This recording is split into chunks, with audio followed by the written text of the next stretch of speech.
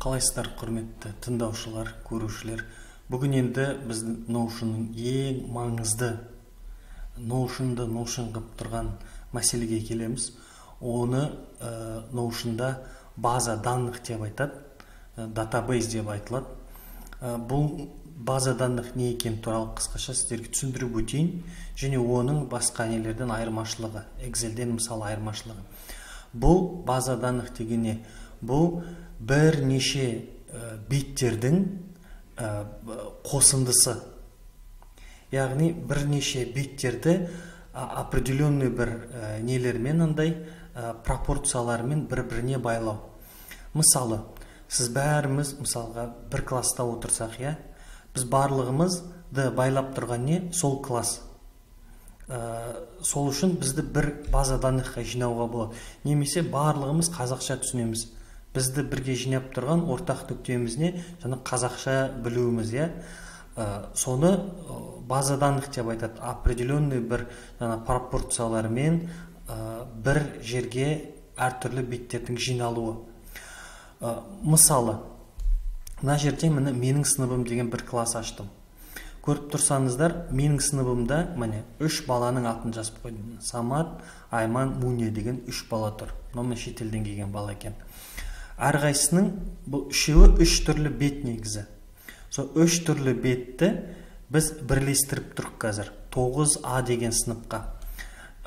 Соның ортақ бұларда не бар? Ортақ телефон номерлары бар, жынысы бар, олимпиада мұғалімі, IELTS тапсыратын күні, имейлі, сосын баланың суреті тұр, Сіз ойлауыңыз мүмкінсіз. Бұл енді, түсінікті, бірақ енді бұның Excel сияқты ғой, мынау деп көз алдыңызға елестеуі мүмкін. Excel'ден айырмашылығын көрсетейін сізге. Дәл сондай Excel бет аштым, Дәл сондай данныйлармен. Мынаны қарап отырсаңыздар, мына Excel бетте мынау жай ғана клетка, Бұның ішіне мен ештеңе сала алмайым, ештеңе ала алмайым. Және тағы біріне қоссам, қалай дейді, енді Excel'ді жақсы білесіздер. Мысалы айталық, ата-анасының атын жазу үшін мен бөлек клетка ашу керекпін да, әрқайсына жеке-жеке нетіп отыруым керек. Мысалы жазып отыруым керек. Әсем, Назгүл деп бүкілін жеке-жеке жазып, өстіп бір ортақ не қылуым керек, жаңағы клеткаға жазып отыруым керек. И бұл әрқайсысы, мысалға, мынау Самат, бұл жеке бет емес, мынау Саматтың данные. Бұл просто бір ғана беттегі, бір ғана клеткадағы, бір ғана данный. Ал Notion'да, мына жерде мысалы Самат Смаф деп тұр ғой, бұл өзі жеке бір бет, мынау. Оны қалай көресіздер, ашу деген кнопка бар. Осыны бассам, ол осылай ашылады, Көрдіңіз, жеке бет болып. И мына жерде қарасаңыз, мысалға, Саматтың фамилиясы, несінің, әке-шешесінің суреттері, мысал қылып қойып қойған, әртүрлі, анасының аты, не бұрыннан бері сіз мына жерде істеп жатқан, қала деген бетте істеп жатқан бүкіл данныйлардың барлығын мен мысалы көшіріп алып, дәл осылай алып, Саматтың бетіне қойып қоя аламын, мен студентем.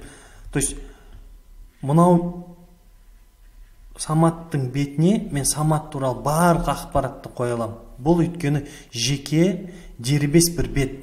Бірақ бұл басқа сыныптастарымен бірге ортақ бір нүктелері болғандықтан біз бұны бір база данныхқа жинағанбыз.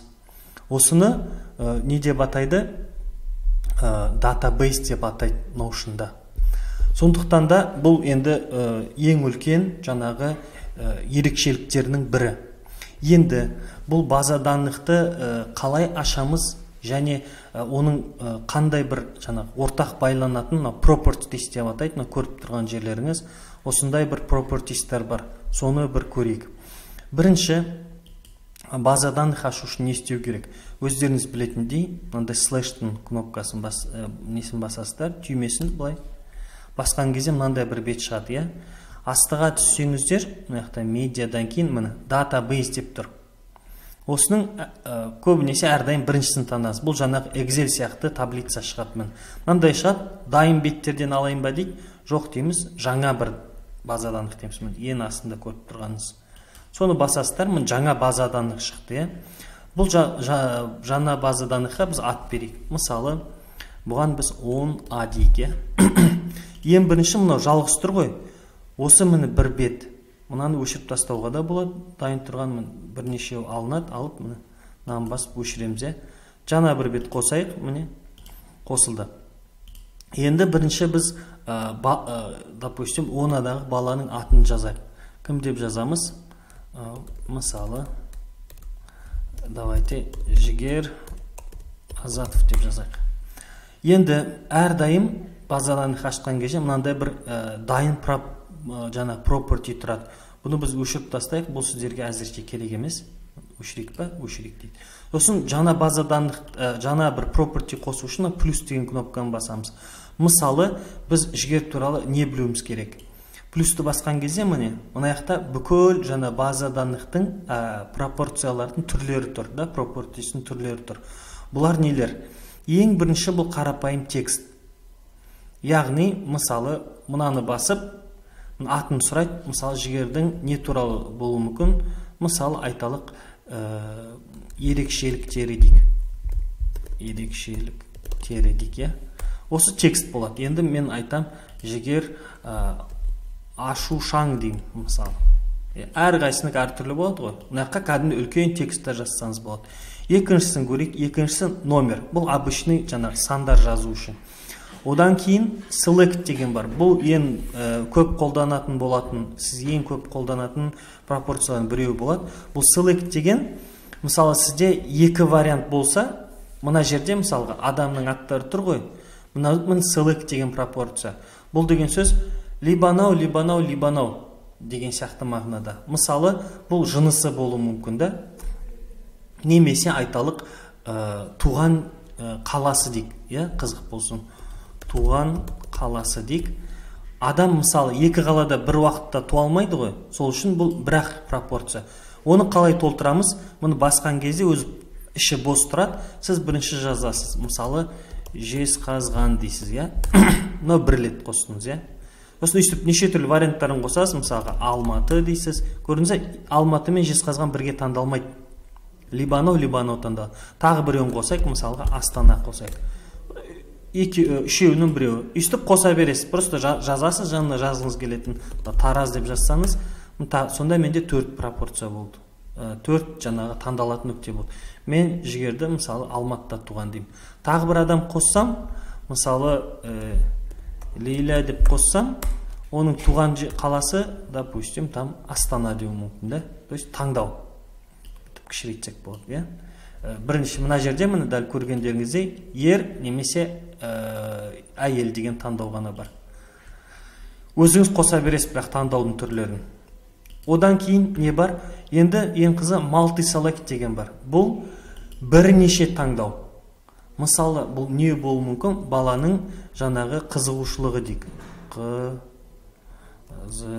Қызығушылығы деп жазайық. Мысалы, домбыра дейік, сосын гитара дейік, сосын футбол дейік, сосын мысалы не десек болады? Теннис дейік, екінімен жазушымен маңызды емес. Бірақ мына жерде мынадан айырмашылығы мына жерде сіз біреу ғана таңдай алсаңыз, мына жерде сіз бірнешеу таңдай аласыз. Мысалы, Лейла не қылса, домбыра қызығады, сосын мысалы ән айтуға қызығады дейік. То есть көріп тұрғандарыңызда екеуі таңдалды. Мына жерден алып тастасақ та болады, былай мысалы гитара мен футбол ғана қызық. Тағы бір адам қоссақ, мысалы кімді қосайық? Қайратты қосайық. Қайрат мысалы неге қызығуы мүмкін? Футболға қызығуы мүмкін, сосын допустим дота ойнауға қызығуы мүмкін, бірнеше қызығушылығы бар. Мынаны multi-select дейді. Тағы бір propertiesті көрейік. Мынаны көрдік. Мынау статус деген бұл жаңағы таңдау. Мысалы былай бассаңыз, мына жерде дайын міне не бір бұландай бір жұмысты істеген кезде жаңағы статусын білу. Мына жерде міне істелмеген, мынаны өзгертсеңіз болады, атын мысалы. Істелмеген процесте істелген. немесе аттарын өзгертсеңіз болады мына жерде, тағы қоссаңыз болады өзіңіз. Осылай тұра берсін, қалай тұр. Мысалы, мынаның не дейік, IELTS тапсырды ма дейік. Или IELTS-ке дайындық дейік. Дайындық дейік. Осы мынау дайындалып бастаған жоқ жігер. Мысалға, Лейла дайындалып жатыр, ал Қайрат болса бітірді, тапсырып кетті деген сияқты қылып. Статус қой. Одан кейін мына жерде дата бар, бұны да көп қолданатын боласыздар. Мысалы, бұл жаңағы бір дедлайн, кез келген бір датаны қою. Мысалға, нені қойсақ болады? Айталық, үйіне баратын күніміз. Үйіне баратын күн дейік. Осы балалардың үйіне қонаққа барайық. Міне типі бар, дата. Одан кейін мына жерде форматы, американский болғанда сәл басқаша көрсететін болады. Міне month, day, year деген ай, күн, жыл. Мынау біздікі, күн, ай, жыл. Екінші сыныптанда күн, ай, жыл. 12 сағаттық па, жоқ 24 сағаттық дейміз. Осыны қойып қоямыз. Үйіне баратын күн. Қашан барамыз? Айталық, ертең барамыз. Ертең, мысалы, көшіріп алып, бәріне қойсақ болады. Бәріне ертең барамыз. Сосын, или, допустим, алайықшы міне, допустим, Қайраттың үйіне біз келесі апта барайық, понедельник күні. Бірақ, мына жерде байқасаңыздар, тағы reminder деген бар. Бұл сізге напоминалка келіп отырады. Мысалы айтсақ болады, сол күні сағат 9-да, бір күн бұрын сағат 9-да. Бірақ нақты уақыт керек болса, уақытын қосу деген бар міне. Мына жерде міне уақытын жазсаңыздар болады, кәдімгідей, мысалға 13:00-де деп. Таңдалды. Сосын айтасыз, дәл сол уақытта 5 минут бұрын, 10 минут бұрын, 15 минут бұрын, жарты сағат бұрын, 1 сағат бұрын, 2 сағат бұрын дейік. Получается, бізде майдың 1 күні сағат 1-ге 1 сағат қала 12-де бізге напоминалка келеді, Қайраттың үйіне барамыз деген. Көп қолданатын боласыздар, тоже дұрыстап өздеріңіз ішін анықтап қарайсыздар ғой енді. Одан кейін датаны көрдік, person. Мынау адамды таңдау. Мысалы, сіз сынып жетекшісіз, сосын сіздің мысалы көмекшіңіз бар. Немесе сіз директорсыз, бірнеше жұмыскеріңіз бар.